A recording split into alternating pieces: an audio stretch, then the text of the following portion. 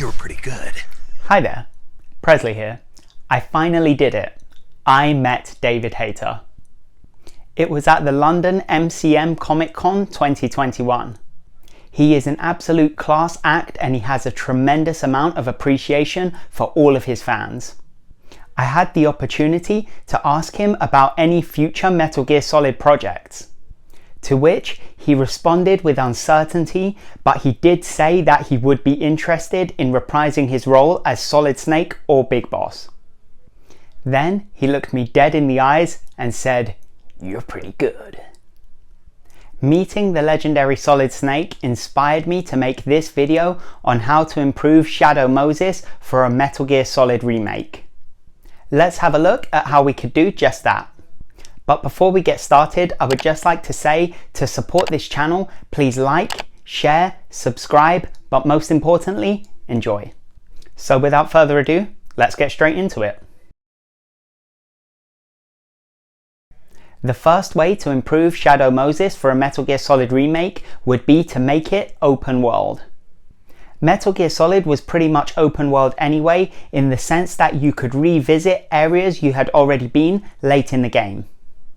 There was a fast travel mechanic that made use of the cardboard boxes.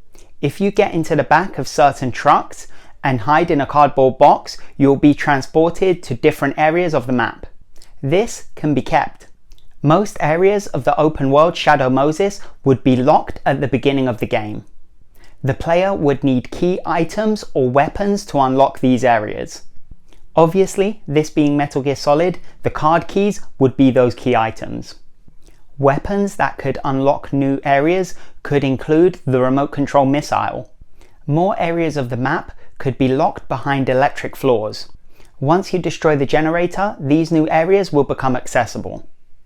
Open world maps have also been used effectively in previous Metal Gear Solid games, including the Phantom Pain and Ground Zeroes. The franchise should keep this trend going with the Metal Gear Solid Remake.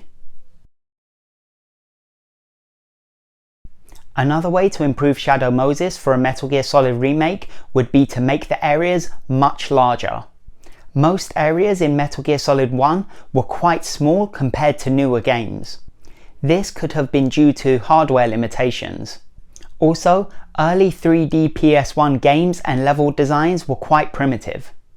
The helipad and the surrounding exterior area should be massive. There should be a huge exterior area like in Ground Zeroes. Most recent Metal Gear Solid games have been predominantly in exterior locations. For example, in the Phantom Pain, Guns of the Patriots, and Snake Eater. Metal Gear Solid 1 was so great because it had a mixture of interior and exterior locations. Classic interior areas include the hangar, the nuclear warhead storage building, and the blast furnace. Classic exterior locations include the heliport, the canyon, and the snowfield. This perfect ratio of interior and exterior locations should be kept in the Metal Gear Solid remake. One thing that was lacking in Shadow Moses in the original Metal Gear Solid was interactive environments. Interactive environments were first seen in Metal Gear Solid 2. For example, shooting lights to make the area darker or to eliminate shadows. Also, shooting fire extinguishers to distract the guards or create a smoke screen to escape. Interactive environments also created more hiding places, for example the lockers you could hide in. Having an unpredictable environment will help make each of the game's encounters unique. For example, in Metal Gear Solid 2 there is an optional encounter where if you're hiding behind the corner and you peek out, there is a loose pipe that can be dropped that will alert a guard to your position. It would be great to see this high level of detail applied to Shadow Moses. Something that can be added is the frozen lake that was supposed to be in Metal Gear Solid 4. This is mentioned in one of the podcasts. The Shadow Moses area was supposed to include a frozen lake that you could lure a gecko onto, and eventually the gecko will fall through the ice. More ideas like this could set up unique encounters and really bring Shadow Moses to life. As mentioned earlier, if the areas are massive, the player will need a way to traverse the area quickly. The Metal Gear Solid 1 remake should include drivable vehicles as seen in Ground Zeroes and Phantom Pain. To really open up the area and make it easy to drive from point to point, at some point in the game, the main door from the hangar to the heliport should open. Likewise, so should the door in the back of the nuclear warhead storage building that leads to the snowfield. And of course, the tanks in the hangar should be able to be hijacked. Other vehicles should include the four-wheel drives as seen in the final chase of Metal Gear Solid. Also, trucks and armoured vehicles as seen in the Phantom Pain would also be welcome. If the Metal Gear Solid remake is open world, it should include more things to go back for. An open world would be useless if there was no reason to return to previous areas.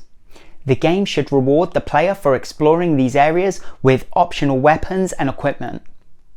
It will be like returning to the armory for the PSG-1, or going back with the level 6 card key just to get the camera. There should be more level 6 or even level 7 doors early in the game with optional items and weapons behind them. For convenience, as the game progresses, there should be more shortcuts to early areas of the game. As mentioned earlier, the main hangar door should open. Also, the back door of the nuclear warhead storage building should open late in the game. To make the returns more interesting, there should be different guard placements later in the game. Alternatively, late game guards should have more powerful weapons and equipment. For example, night vision goggles or thermal goggles. This would make it worthwhile to revisit areas. One way Shadow Moses can be improved is if more areas were non-linear. For example, there should be more than one way for Snake to make it to his objective.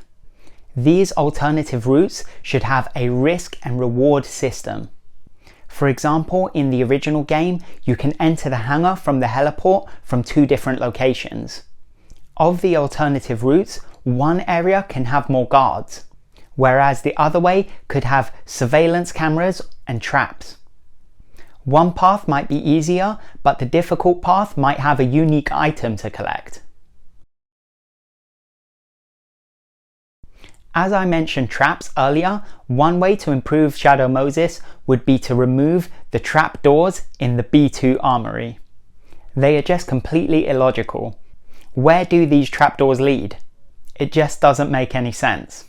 It seems like it was used to just mix up the gameplay, however it is an outdated gameplay element.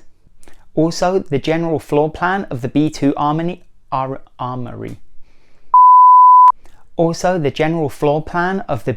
armory could be rearranged. It is a large square room with 6 smaller rooms inside, and each of the doors are facing the same way. It just seems like incredibly unlikely architecture. This is another example of primitive level design. So the whole B2 armory needs to be completely reimagined. On that note, Shadow Moses also needs to include completely new areas. These types of retcons are usually frowned upon. However, this has been seen in the series before. For example, the area behind the blast furnace in Metal Gear Solid 4. The best example of new areas being added to an iconic location can be seen in Resident Evil 2 Remake's RPD.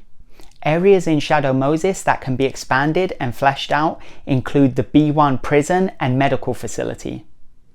Also, the B1 and B2 areas of the nuclear warhead storage building. These areas only have rooms that are essential to the mission. So these areas should be completely reimagined and expanded. This can be done by adding more guard encounters between the player and the objective. Another area that can be expanded is the comms tower. According to the Metal Gear Wiki, the comms towers are 28 stories tall. Not all, but some of the floors should be explorable. Disc 2 of the original Metal Gear Solid lacked interesting areas. Shadow Moses can be improved if the whole underground base was reimagined. The vertical layout with the narrow walkways worked well. Unfortunately, this design didn't make great gameplay. This can be improved by adding a mix of wider areas that are more heavily guarded. More guard encounters will make the stealth gameplay interesting even late in the game. This would also be the perfect opportunity for 2 different routes to the control room. There can be 2 walkways that go around Metal Gear on either side. One walkway could be wider but have more guards, and the other walkway could be narrower and have gun cameras. And there you have it, how to improve Shadow Moses for a Metal Gear Solid Remake. As always, if you enjoyed this video, hit that like button and subscribe to Prez1990 for more videos. You can also follow me on Twitter at _Prez1990. I tweet up-to-date gaming news as and when I receive it. All that's left for me to say is take care, and I'll see you in the next video.